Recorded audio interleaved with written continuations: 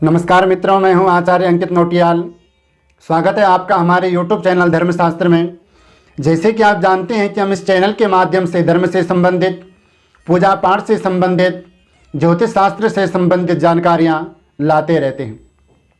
तो आज हम जानेंगे कि 2021 में माँ भगवती बगलामुखी जयंती कितनी तारीख को है, बगलामुखी किसे कहा जाता है, बगलामुखी देवी की पूजा किस प्रकार से करनी चाहिए, उनकी आराधना किस प्रकार से करनी चाहिए और किन किन विशेष कार्यों के लिए माँ भगवती बगलामुखी का पूजन हमें करना चाहिए, इस पर आज हम बात करेंगे। सबसे पहले हम जानेंगे कि इस वर्ष 20 मई 2021 बृहस्पतिवार को माँ भगवती बगलामुखी जयंती मनाई जाएगी। शास्त्रों में कहा गया है कि वैशाख मास के शुक्ल पक्ष की जो अष्टमी तिथि है, तो अष्टमी तिथि के दिन माँ भगवती बगलामुखी जयंती मनाई जाती है। माँ भगवती बगलामुखी का जन्म उत्सव मनाया जाता है बड़े धूमधाम से। भगवान शंकर के द्वारा प्रकट की गई जो 10 महाविद्या है, आपने सुना होगा कि 10 महाविद्याओं का पाठ अपने घर में करवाओ।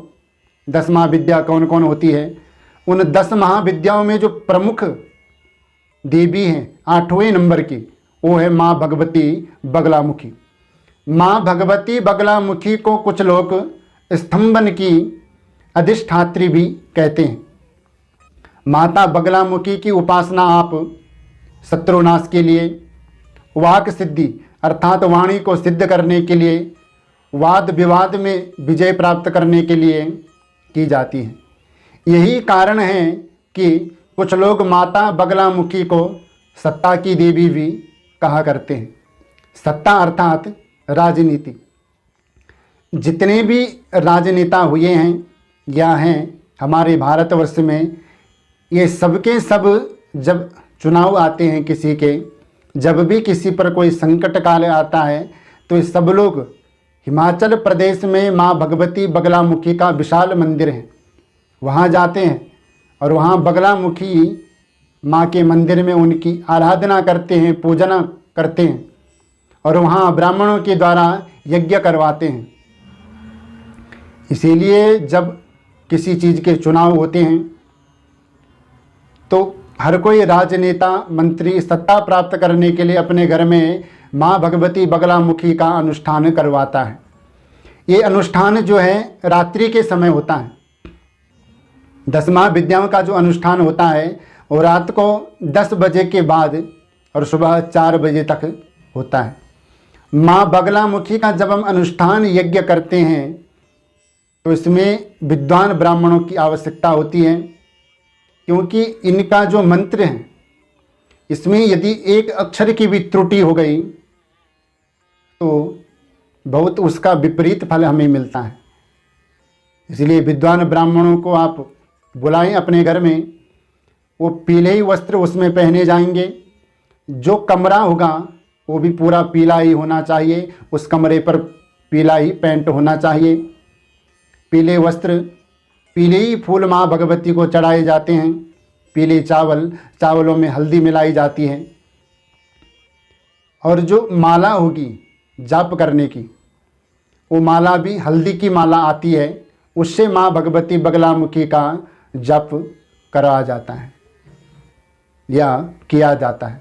यदि आप अपने आप करना चाहे तो पहले आप किसी ब्राह्मण देवता से उसकी विधि पूछ लें और विधि पूछने के बाद मंत्र भी उनसे पढ़ लें, क्योंकि मंत्र में एक भी त्रुटि नहीं होनी चाहिए।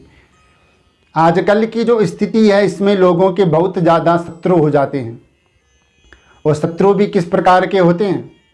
वो किसी भगत ओझा तांत्रिक के पास जा कर के एक दूसरे पर कुछ ना कुछ करवाते रहते हैं कि इसका काम ना चले, जिसके घर में लड़ाई झगड़ा हो, इसके घर में धन ना आए, इसके घर के लोगों की मौत हो जाए। इस प्रकार से एक दूसरे पर लोग कुछ ना कुछ करवाते रहते हैं, क्योंकि लोग अपने सुख से सुखी हैं, अपने दुख से दुखी नहीं है। वो दूसरे के सुख से बड़े दुखी हैं। इसलिए ऐसी स्थिति यदि किसी के घर में आ जाती है तो उसको अपने घर में शत्रुओं को पराजय करने के लिए माँ भगवती बगलामुखी का अनुष्ठान करवाना चाहिए। सबसे पहले तो यदि उसके शत्रु कम हैं तो हनुमान जी महाराज की आराधना करें, हनुमान जी की पूजा करें, हनुमान जी को मनाएं, तो हनुमान जी आप पर बड़ी कृपा करेंगे। यदि शत्रु ज़्यादा ही प्रबल हो, ज़्यादा ही परेशान कर रहे हो, तो माँ भगवती का अनुष्ठान अपने घर में कराएं बगलामुखी का, तो आपके शत्रु आपसे पराजय हो जाएंगे। पर किसी विद्वान ही ब्राह्मण से ये काम कराएं, अपने आप करने की कोशिश बिल्कुल ना करें। ये भगवान शंकर की पूजा नहीं है, जो भगवान शंकर भोले भाले हैं, तो त्रुटि हो गई तो मान जाएंगे।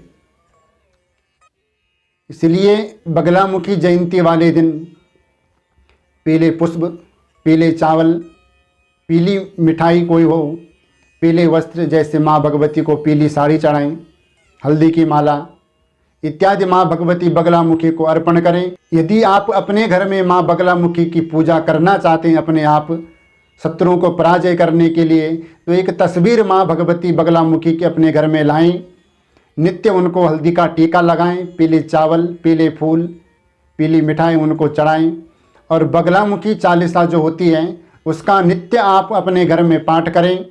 31, 21, 11 या 41 दिन तक ये अनुष्ठान करें, तो आपके शत्रु आपसे खुद ही पराजय हो जाएंगे। किसी का कोर्ट में केस चल रहा हो, वो पूरा नहीं हो रहा हो, तो आप ये अनुष्ठान करें। भूमि इत्यादि की कोई परेशानी हो, जमीन किसी से लेनी हो, किसी को देनी हो, नहीं बिक रही हो, किसी के पास धन फंसा हुआ हो, नहीं मिल रहा हो, तो आप बगलामुखी की आराधना करें, तो आपके सब काम सफल हो जाएंगे। तो आज के लिए इतना ही। जिस प्रकार से मैंने आपको बगलामुखी जयंती के बारे में, माँ भगवती बगलामुखी के पूजन की विधि बताई, इस प्रकार से आप करें। अधिक जानकारी के लिए आप संपर्क कर सकते हैं, वीडियो के नीचे नंबर दिया गया है, आप कॉल कर सकते हैं और जो भी आपका प्रश्न हो आप पूछ सकते हैं। कई लोग यूट्यूब पर मैसेज करते हैं वीडियो के नीचे कि गुरुजी आपका नंबर कैसे मिलेगा, तो हर वीडियो के नीचे नंबर दिया गया है, आप वीडियो सही ढंग से देखें तो आपको उसमें संपर्क सूत्र भी मिल जाएगा, आप कॉल कर सकते हैं और जो भी आपका प्रश्न हो आप प्रश्न पूछ सकते हैं। ऑनलाइन के माध्यम से यदि आप ज्योतिष में फलादेश सीखना चाहते हो, श्रीमद् भगवद गीता या साप्ताहिक श्रीमद् भागवत महापुराण पढ़ना चाहते हो, या अपने घर में ऑनलाइन के माध्यम से पूजा पाठ इत्यादि आप करवाना चाहते हो, तो उसके लिए भी आप संपर्क कर सकते हैं। तो आज के लिए इतना ही। मुझे विश्वास है कि हमारे द्वारा दी गई जानकारी आपको ज़रूर पसंद आई होगी। हमारे द्वारा दी गई जानकारी आपको पसंद आए तो हमारे चैनल को सब्सक्राइब करें, लाइक करें, शेयर करें वीडियो, ताकि ज़्यादा से ज़्यादा लोगों तक ये जानकारी पहुंच सकें। मिलते हैं एक नए वीडियो में, तब तक के लिए जय जय श्री राधे।